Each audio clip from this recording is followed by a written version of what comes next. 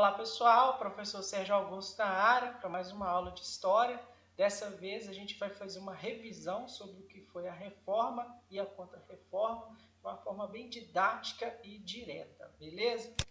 Então, inicialmente aqui o que é importante ressaltar é que o movimento de Contra-Reforma ele não foi um movimento isolado, e sim um conjunto de movimentos que propuseram uma contestação, tá certo, da doutrina católica, rompendo aí com o cristianismo da época. O primeiro movimento reformador ocorreu em 1517 com Martinho Lutero. É com ele que a gente vai começar a falar hoje, tá certo? Então a reforma luterana, ela foi criada então pelo Martinho Lutero, um ex-católico, em 1517 lá na Alemanha. A sua doutrina, ela se fundamentou em 95 teses. O que motivou Lutero então a criar essa doutrina, né, foi os abusos cometidos pela Igreja Católica, sobretudo em relação à venda das indulgências. A salvação para Lutero, né, ela vai ocorrer somente através da fé. Então é através da fé que o homem ele vai conseguir a sua salvação. Ele defende também a livre interpretação e tradução da Bíblia, beleza?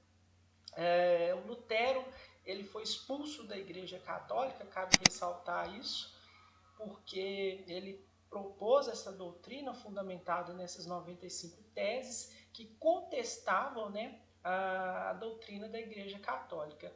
Ele se viu então obrigado a negar essas doutrinas, essas ideias. Ele não fez isso e por isso ele foi expulso, né? Ele queimou essa bula papal que pedia essa remissão aí, e ele seguiu firme com o que ele acreditava que eram as suas doutrinas. E essa doutrina ela deu margem para a criação de outras doutrinas, que no segundo momento agora a gente vai falar aqui do João Calvino. Então João Calvino ele pegou uma carona nas doutrinas de Lutero, né? A reforma calvinista ela data aí do ano de 1530 mais ou menos.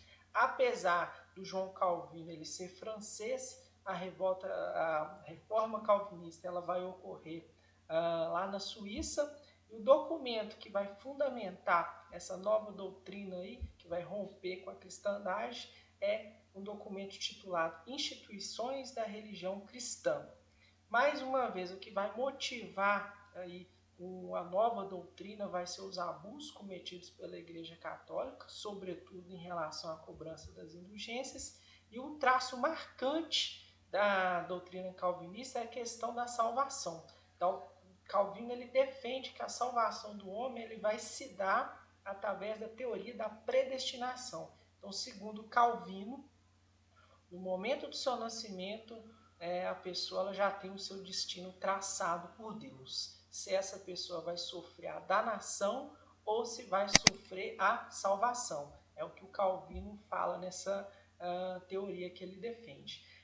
E a fé, aonde que entra na doutrina calvinista? O Calvino fala o seguinte: é importante que você tenha fé, que você tenha uma vida regrada, disciplinada e, sobretudo, voltada para o trabalho, tá certo?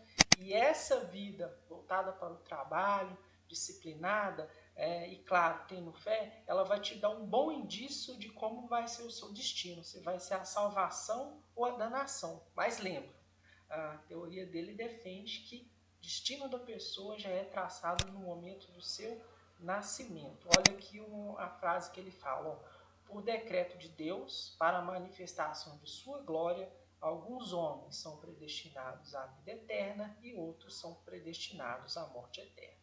Beleza? Vamos para o último movimento de reforma, que é a reforma anglicana.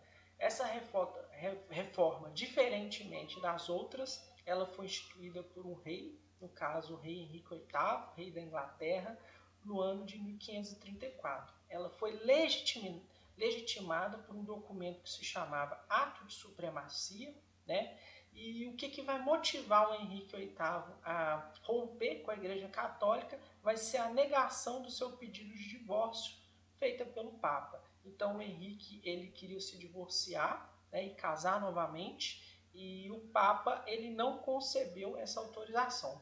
Por esse motivo, o Henrique VIII ele vai romper com o papado e vai fundar uma nova religião, que é a religião anglicana lá na Inglaterra, tá certo? Consequência disso, né, o Henrique VIII vai se apropriar de todos os bens e terras da Igreja Católica em seu território, tá certo? Isso vai fortalecer ainda mais a autoridade dele perante o povo inglês e, claro, a economia da Inglaterra. E aqui, em meio a tudo isso, a igreja, então, ela faz um movimento de contra-reforma, né? Então, esse movimento ele foi instituído aí no ano de 1545, lá na cidade de Trento, na Itália. E esse movimento ele foi legitimado pelas ações firmadas no Concílio de Trento, tá? O que vai motivar, então, a igreja a realizar essa contra-reforma?